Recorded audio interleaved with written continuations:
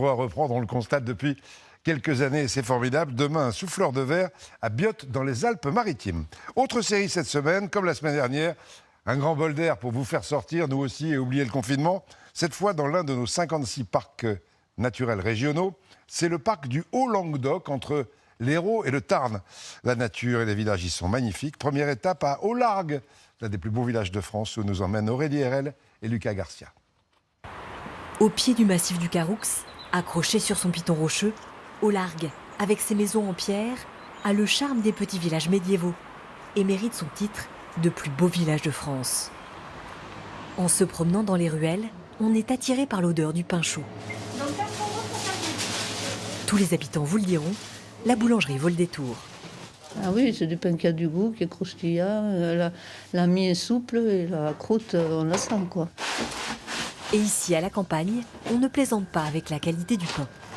C'est une farine très très jaune qui est à base de blé dur. Vous voyez la couleur que ça a. Ici, c'est alors contrairement peut-être, ça va vous faire sourire à la ville, mais ici déjà ils aiment bien cuit. Et comme certains vont pas se ravitailler quotidiennement, il faut que le pain y tienne.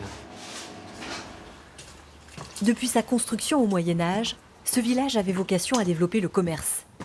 Une tradition qui a perduré au fil du temps. Ici, on a cette boutique avec 2 étals de marbre. Autrefois, on y vendait soit de la viande, soit du poisson.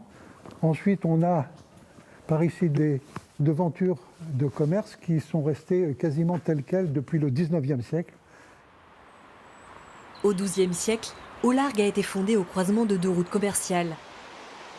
Pour traverser cette rivière, il a fallu construire ce pont, avec une arche de 32 mètres, une prouesse technique pour l'époque, et avec une largeur de 2,20 mètres pour laisser passer les grandes charrettes. Et ces pierres permettent en fin de compte d'éviter que les charrettes, le moyeu des charrettes, frottent contre les rambardes et s'abîment. À partir du moment où c'est une ville de foire, évidemment, il va falloir quand même faire rentrer pas mal de produits importants et de grande taille, et puis même le bois, par exemple, qui va venir d'un peu plus loin. Ce passionné d'histoire tient à nous emmener maintenant au point le plus haut, au pied de cette ancienne tour de défense, pour que l'on comprenne pourquoi le village a été bâti ici. Ici, d'une part, c'était relativement facile d'accès et très défendable, avec 3 côtés qui sont quasiment des falaises et une pente douce du côté sud pour construire la ville. Aujourd'hui, 700 habitants vivent ici. Et la plupart ont fait leurs premiers apprentissages avec Maggie. C'est ma première classe ici, en 63. Les filles, elles portent encore les tabliers, même les garçons, il faut regarder. C'était la coutume, les parents leur faisaient mettre des blouses parce qu'on abîmait moins les vêtements comme ça. À la retraite, elle a voulu rester ici et continue d'être très attachée à son école. Quand je rentre dans les salles, j'ai l'impression que je suis partie, même pas partie.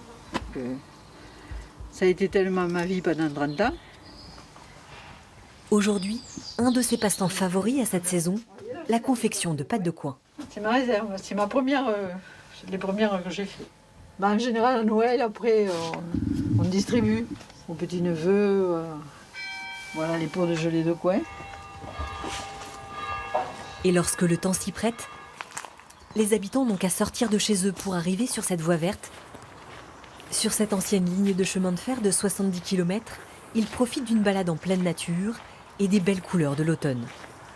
C'est ces couleurs un peu magiques. C'est vrai que ça change très vite. Donc on a du orange, on a du jaune. Et c'est vrai qu'il y a une lumière bien particulière cette saison-ci. Une lumière plus douce, un soleil couchant qui baigne le paysage de teintes dorées avant de disparaître rapidement derrière les montagnes. Oh, que c'est beau et que ça fait du bien. Demain, on y retourne dans la région avec des éleveurs. La Bourse de Paris, elle commence.